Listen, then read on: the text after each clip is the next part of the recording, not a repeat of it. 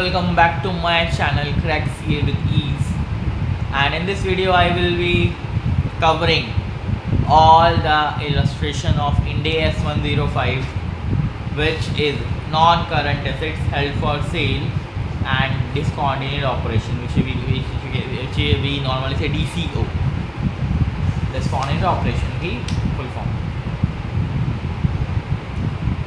Now चलो इसमें हम आगे देखते हैं क्या कैसे क्या रहेगा.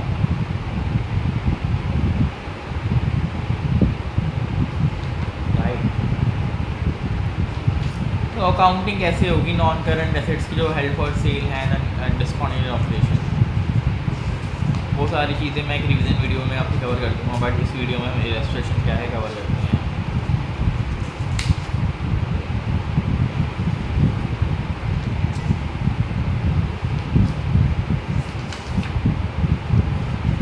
So illustration 1 talks about entity ABC owns an item of property and it was stated at the following amounts in its last financial statement.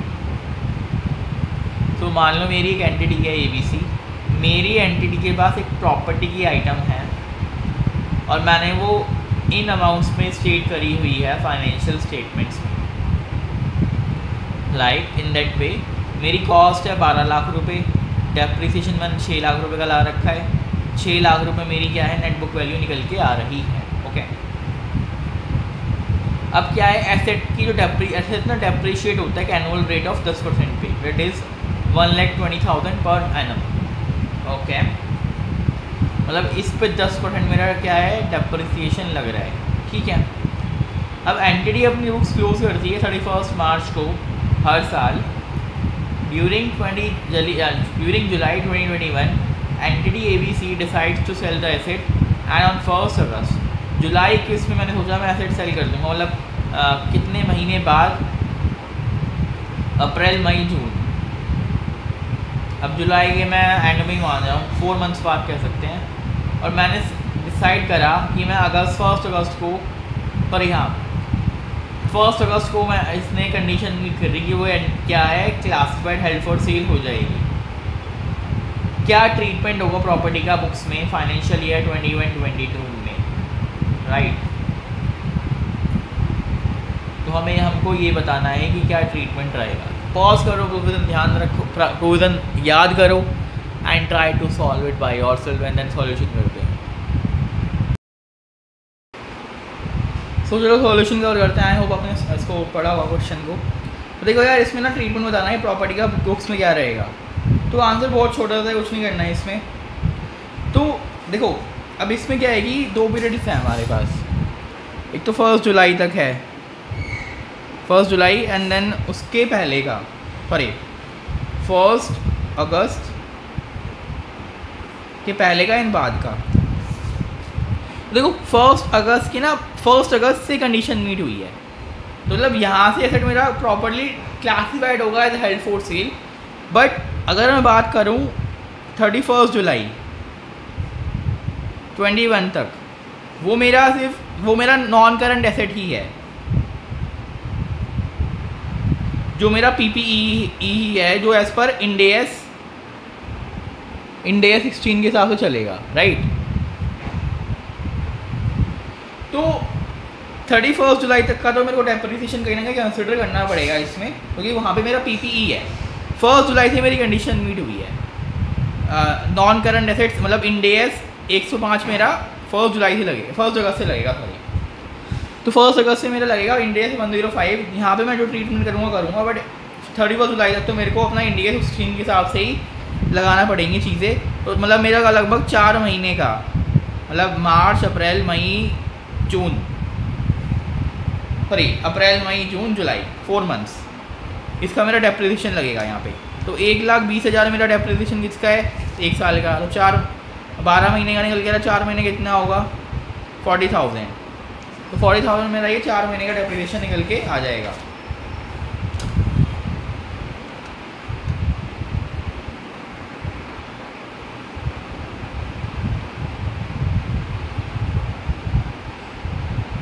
और वो मेरा क्लासिफाइड होगा as non current assets held for sale और as पर like जो भी treatment रहेगा। और उसके बाद ट्रीटमेंट को आपको बताइए जो सब्सिक्वेंट मेजरमेंट होती है हमारी, वो lower of cost and net realisable value less cost to sell होती है वैसे, ठीक है, वैसे होता है, ठीक है, राइट।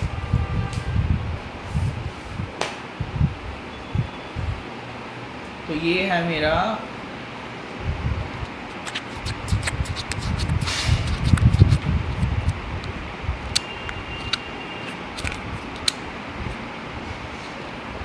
ये था मेरा illustration 1, okay. Now comes to illustration 2 which is of Ind AS 105। So F limited ने परचेज करी प्रॉपर्टी 6 लाख रुपए की 1 अप्रैल 2021 को। यूज़फुल लाइफ प्रॉपर्टी की इतनी थी 15 साल थी। 31 मार्च 2023 को एफ लिमिटेड ने क्लासीफाई करा प्रॉपर्टी को हेल्ड फॉर सेल, ठीक है। जो इम्पेयरमेंट थी, टेस्टिंग थी, provided estimated recoverable amount of 4,70,000। अब देखो यार, मैंने इसमें प्रॉपर्टी परचेज करी 6 लाख रुपए की, यूज़फुल लाइफ 15 साल थी, ठीक है। 2 साल बाद हेल्ड फॉर सेल मैंने उसको क्लासीफाई कर दिया। इम्पेयरमेंट टेस्टिंग ने प्रोवाइड करा कि 4,70,000 मेरी रिकवरेबल क्या है अमाउंट है, okay. Fair value less cost to sell on 31 March 2023 को कितनी थी? 4,60,000, ओके। 31 मार्च 2024 को मैनेजमेंट ने प्लान चेंज कर लिया, तो उसकी वजह से वो मतलब हेल्ड फॉर सेल नहीं रही। रिकवरेबल अमाउंट मेरी 5 लाख रुपए निकल के आई।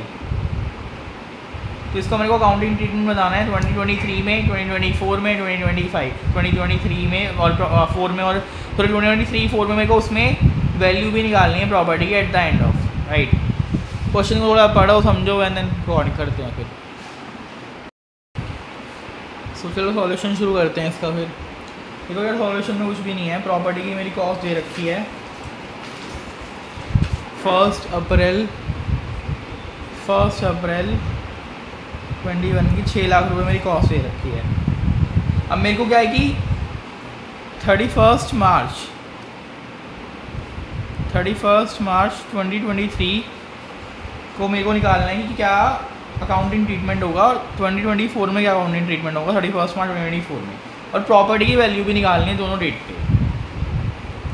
तो देखो यार, ये मेरे को 21 में दे रखी है, दैन अगर 23 में निकालना है 2 साल का डेप्रिसिएशन को निकालना पड़ेगा, ठीक है। 2 साल का डेप्रिसिएशन मेरा 80,000 निकल के आ जाएगा। 15 साल की लाइफ है और 2 साल का निकल के आएगा इतना। तो 31 मार्च 2023 को मेरी 5,20,000 वैल्यू हो जाएगी। बट उस टाइम मेरी जो रिकवरेबल अमाउंट दे रखी है, रिकवरेबल अमाउंट मेरी दे रखी है 4,70,000। तो मेरे को 50,000 का इम्पेयरमेंट लॉस भी प्रोवाइड करना पड़ेगा, ठीक है। तो इसलिए मेरी ये 50,000 अमाउंट भी आएगी। Now coming to fair value less cost to sell. अब मेरी फेयर देखो यार, अब इसमें साफ साफ बोल रखा है कि मैं ये प्रॉपर्टी क्लासीफाई हो गई है as a held for sale 31 March 2023 पे की डेट पे। तो मतलब मेरा Ind AS 105 जब से एप्लीकेबल हो जाएगा 31 मार्च 2023 से मेरा Ind AS 105 एप्लीकेबल है, क्योंकि Ind AS की जो कंडीशंस हैं, कंडीशंस क्या है, मेट हैं, कंडीशंस मैच हो रही हैं, इसलिए। तो इसलिए अब मेरा प्रोविजन लगेगा कि या तो रिकवरेबल अमाउंट और fair value less cost to sell का मेरा लोअर पे रिकग्नाइज होता है अगर मेरी property as held for sale classify हो गई है तो एज पर Ind AS 105। तो दोनों का लोअर क्या निकल के आएगा 4,60,000, राइट। अब P&L पे इम्पैक्ट देखो क्या होगा। इस साल का 2023 के फाइनेंशियल ईयर का 40,000 का तो मेरा डेप्रिसिएशन लगा, राइट। 50,000 का इम्पेयरमेंट लॉस ये वाला लगा, प्लस 10,000 का मैंने दोनों में से लोअर लिया, 10,000 का मेरे को और रिकग्नाइज करना पड़ेगा, 10,000 का और लगा, तो 60,000 का ये लगा। तो 1 लाख रुपये कम से कम मेरे P&L में चार्ज हो गए मेरे, एक डेप्रिसिएशन की फॉर्म में, एक इम्पेयरमेंट की फॉर्म में। अब 31 मार्च 2023 का तो हो गया। अब मैं बात कर रहा हूँ 31 मार्च 2024 की। तो यहाँ पे मेरा इम्पेयरमेंट, यहाँ पे मेरी जो प्रॉपर्टी की वैल्यू है, कैरिंग अमाउंट है, वो कितनी है 4,60,000। बट अब इन्होंने बोल दिया कि मेरी प्रॉपर्टी नो लॉन्गर सेटिस्फाई कर रही है 105, मतलब 105 में मेरा नहीं लग रहा है, मेरा property as held for sale नहीं है, कि मैनेजमेंट की इंटेंशन चेंज हो गई है, उन्होंने वापस इंडिया 16 अप्लाई कर दिया जिस प्रॉपर्टी प्लान इक्विपमेंट वाला। तो अगर मेरी प्रॉपर्टी क्लासीफाई नहीं होती है हेल्ड फॉर सेल तो मेरी वैल्यूएशन क्या होती, मेरी कैरिंग वैल्यू क्या होती, कैरिंग वैल्यू क्या होती एज ऑन 31 मार्च 2023 को, तो मेरी 4,70,000 रुपये होती। देखो यार इम्पेयरमेंट लॉस तो मेरे को रिकग्नाइज करना पड़ेगा ना, इंडिया 16 ही बोलता है कि इम्पेयरमेंट लॉस रिकग्नाइज करना पड़ता है, बट इंडिया 16 ये नहीं बोलता कि रिकवरेबल अमाउंट और fair value less cost help पे मेरा लोअर रिकग्नाइज होगा, क्योंकि मैं यहाँ कॉस्ट मॉडल ही फॉलो कर रहा था, मैं ये मान रहा हूँ कॉस्ट मॉडल ही एंटिटी फॉलो कर रही है, तो ये वाला ही अमाउंट मेरा रिकग्नाइज होता कहीं ना कहीं। तो 4,70,000 मतलब मेरे को 10,000 रुपये तो मेरा क्या है ऐड करना पड़ेगा मेरे P&L में, क्योंकि मैंने इम्पेयरमेंट लॉस को क्या है रिवर्सल करा है, रिवर्सल ऑफ इम्पेयरमेंट लॉस हुआ है 10,000 का। अब लेस मैं कर दूंगा इसमें डेप्रिसिएशन, लाइफ इतनी बची हुई है मेरी 13 साल की, 2 साल का डेप्रिसिएशन मैंने लगा दिया था, तो 4,70,000 डिवाइड बाई 13 साल SLM ही लगेगा मेरा, which comes out to 36,154, round off कर दिया मैंने इसको। देन मेरी कैरिंग अमाउंट कितनी निकल के आ जाएगी 433,846। अब जो मेरी अमाउंट दे रखे हैं इन्होंने, मेरी रिकवरेबल अमाउंट कितनी दे रखी है बताओ, मेरी रिकवरेबल अमाउंट कितनी दे रखी है 5 लाख रुपए। दोनों में से लोअर क्या है, वही लोअर रिकग्नाइज होता है मेरा, तो इस वाली वैल्यू पे रिकग्नाइज हो जाएगी। बट P&L में मेरा कितना चार्ज होगा, देखो यार P&L में ना मेरा चार्ज होगा 36,000 का, तो मेरा डेप्रिसिएशन चला जाएगा और 10,000 की इनकम चली जाएगी, तो नेट मेरा 26,154 का मेरा चार्ज हुआ P&L में। इतना भी समझ आया होगा आप लोगों को, तो वही क्वेश्चन के आंसर में दे रखा और कुछ नहीं है। तो देखो वही निकाल दी, कैरिंग अमाउंट निकाल दी, एंड वही प्रोविजन, बस प्रोविजन मेंशन करना है, क्वेश्चन सॉल्व करते जाना है, हो जाएगा, या पढ़ लेना, बहुत इजी क्वेश्चन था। बस ये वाला चीज़ ध्यान रखना, ये इंपॉर्टेंट चीज़ है, कितना चार्ज होगा यहाँ पर, ये मेरे को लगता है कि वाला पॉइंट कहीं ना कहीं आप लोग भूल सकते हो। I hope you got it. तो चलो इलस्ट्रेशन 3 पे आ जाते हैं। इलस्ट्रेशन 3 बोलता है identify which of the following scenarios give rise to a discontinued operation and और classification of assets as held for sale, right. तो हमें बताना है कि कौन से सिनेरियोज राइज कर रहे हैं कि मैं उसको डिस्कॉर्डिनेटेड ऑपरेशन क्लासीफाई करूँगा और उसको क्लासीफाई करूँगा एज हेल्ड फॉर क्या sale. So M&O disposes of a component of the entity by selling the underlying assets. The sales transaction is incomplete at the reporting date. Okay. PQR has seized activities that meet the definition of a discontinued operation without selling any assets. Okay. STU seized activities and has already completed the sale of the underlying asset at the reporting date. Okay. VWX will sell करेगा और has sold कर चुके हैं asset within the scope of Ind AS 0105 but this does discontinue of its operation. Okay. Question पढ़ो ध्यान से, requirement समझो कि हमें या तो मतलब डिस्कॉर्डिनेटेड ऑपरेशन भी कहलाए जाएंगे या classified as held for sale कराए जाएंगे, ये दोनों कराए जाएंगे, वो हमें बताना है इस क्वेश्चन में। और ये क्वेश्चन करने से पहले ना मैं आपको बताना चाहता हूँ डिस्कॉर्डिनेटेड ऑपरेशन क्या होता है, थोड़ा उसको आइडिया ले लेते हैं, ऑल टॉपिक पड़ा हुआ होगा। तो इंडिया 105 डिस्कॉर्डिनेटेड ऑपरेशन वो ऑपरेशन बोलता है एक एंटिटी का कंपोनेंट, एक एंटिटी का हिस्सा जो कि या तो मैंने डिस्पोज ऑफ कर दिया, या तो मैंने उसको डिस्पोज ऑफ कर दिया, या मैंने उसको एज अ क्लासीफाई कर दिया as a held for sale, ठीक है। एंड प्लस वो एक सेपरेट मेजर लाइन है बिजनेस की, जोग्राफिकल एरिया की, ऑपरेशन की, या फिर एक पार्ट है सिंगल कोऑर्डिनेटेड प्लान का to dispose of a separate major line of business और जोग्राफिकल एरिया ऑफ ऑपरेशन, या फिर एक सब्सिडरी है जो एक्वायर्ड हुई है exclusively with a view to resale. तो इन 3 चीज़ों में से कोई भी चीज़ हो सकती है। तो ये सब्सिडरी है जो कि उन्हें हमने एक्वायर करी exclusively with a view to resale, या फिर एक पार्ट है सिंगल कोऑर्डिनेटेड प्लान का to dispose of a separate major line of business और जोग्राफिकल एरिया ऑफ ऑपरेशन, या फिर एक सेपरेट मेजर लाइन रिप्रेजेंट कर रहा है बिजनेस की जोग्राफिकल एरिया की ऑपरेशन की। तो या तो मैंने इसको डिस्पोज ऑफ कर दिया या फिर क्लासीफाई करा था हेल्ड फॉर सेल, एक कॉम्पोनेंट एंटिटी का, ये हमें ध्यान रखना है। अब नॉन करंट एसेट्स का हेल्ड फॉर सेल कब होगा क्लासिफिकेशन, वो भी देख लेते हैं, वो यहाँ पे बता रखते हैं राइट। तो नॉन करंट एसेट्स का क्लासिफिकेशन होगा हेल्ड फॉर सेल, या तो वो इमीडिएटली अवेलेबल हो प्रेजेंट कंडीशन में सेल के लिए, या फिर सेल क्या है तेरी हाईली प्रोबेबल भी होनी चाहिए, दोनों चीज़ों में से कोई भी हो तो मेरा हो जाएगा, मतलब दोनों चीज़ें ही होनी चाहिए, है ना राइट।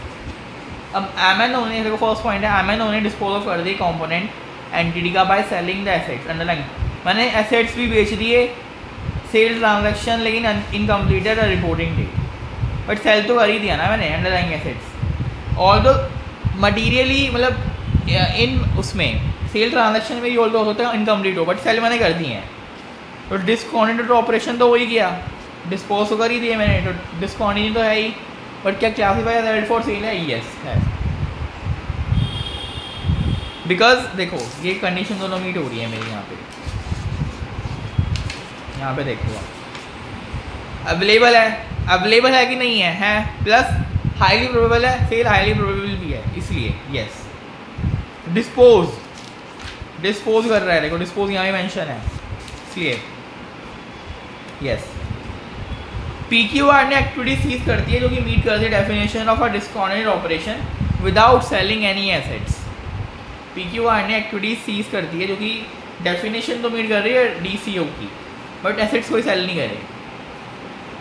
तो क्या देखो डेफिनेशन तो मीट हो रही है जब डिस्कॉन्टिन्यूड ऑपरेशन की, तो क्या DCO है? यस है, बट जब एसेट्स सेल नहीं करे हैं तो भाई तो नहीं है classified as held for sale. STO ने सीज कर दी activity has already completed the sale of the underlying assets at the reporting date. अब जब मैंने एक्टिविटी सीज कर दी है और मैंने ऑलरेडी कंप्लीट कर दी है अंडरलाइंग एसेट्स की सेल, तो DCO तो हो ही गया ना यार। मतलब DCO मतलब क्या? NDA कॉम्पोनेंट जो मैंने डिस्पोज ऑफ कर दिया, सीज एक्टिविटी, जब एक्टिविटी स्टॉप कर दी मतलब क्या होता है? ऑपरेशन का कर दिया, डिस्कॉन्टिन्यू कर दिए, यस। तो DCO तो है, बट क्या classified as held for sale है? नहीं।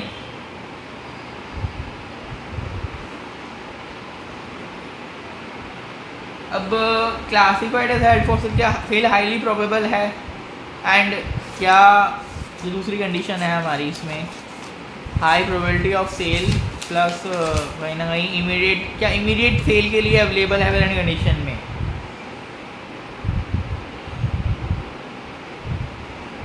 तो आई डोंट नो, उन्होंने नो लिख रखा है, बट ICI के हिसाब से ही चलते हैं हम लोग, तो नो ही करते हैं, बट आई थिंक इसमें यस होना चाहिए।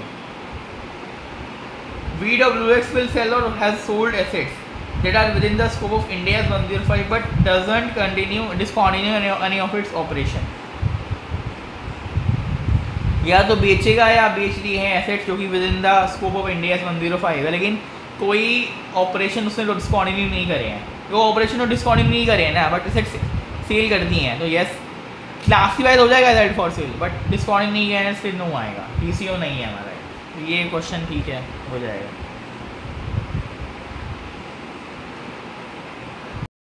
सो नाउ कमिंग टू इलस्ट्रेशन 4, ठीक है। So Sun Limited is a retailer of takeaway food like burger and pizzas. It decides to sell one of its outlets located in Chandni Chowk in New Delhi. Oh, Chandni Chowk.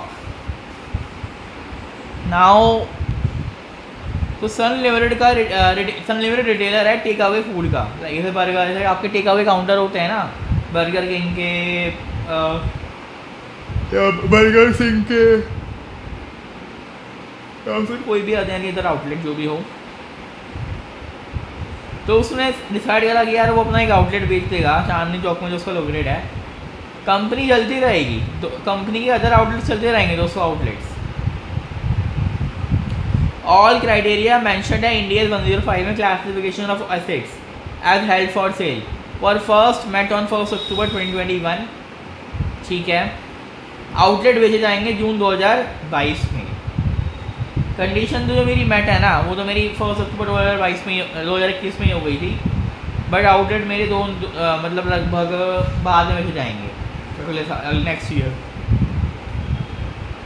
Management मानती है कि outlet तेरा अपना discontinue operation है और उसको as a DCO भी दिखाना चाहती है, डिस्कंटिन्यू ऑपरेशन भी मैनेजमेंट क्या है दिखाना चाहती है। एनालाइज करो ओपिनियन मैनेजमेंट का with respect to the accounting treatment of the outlet.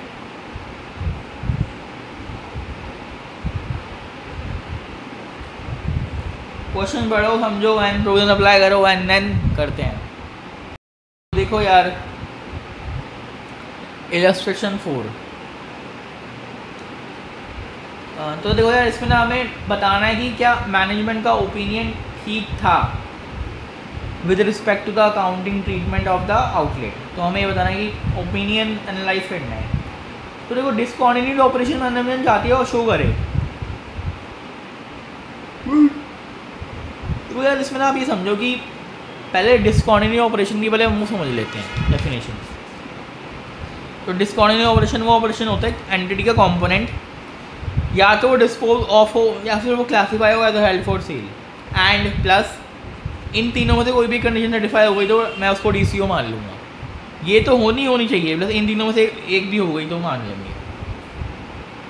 ए है मेरी एक सेपरेट मेजर लाइन होना चाहिए बिजनेस का, ठीक है। बी, एक सिंगल कोऑर्डिनेटेड प्लान होना चाहिए जिसको मैं डिस्पोज कर रहा हूँ, जिसमें जो कि एक मेजर लाइन है बिजनेस की, एक मेजर जोग्राफिकल एरिया है बिजनेस ऑपरेशंस का, या फिर एक सब्सिडरी है बिजनेस की क्योंकि एक्सक्लूसिवली मैंने एक्वायर करी है with a view to resale. देखो यार, ये वाली कंडीशन तो मेट नहीं है। फर्स्ट वाली का एक मेरा मेजर लाइन है बिजनेस जोग्राफिकल एरिया का, नहीं है यार, एक आउटलेट है बस, 200 है मेरे पास, उसमें से एक ही तो मैं सेल करना चाहता हूँ।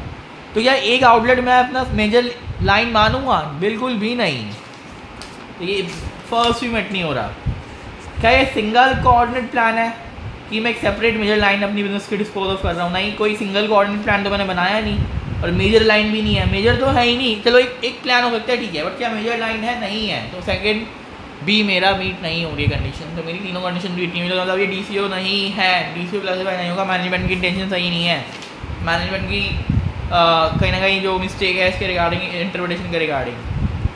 तो यही लिख रखा है डिस्पोजल ग्रुप का तो पार्ट है पर DCO नहीं है क्योंकि एक ही आउटलेट है, मेजर जोग्राफिकल लाइन नहीं है ना यार। देखो बस सही है, खत्म। तो यही था हमारा मेनली, मैंने सारी इलस्ट्रेशन कवर कर दी हैं। मैं टेस्ट नॉलेज वाले क्वेश्चन कवर कर रहा हूँ। Thank you.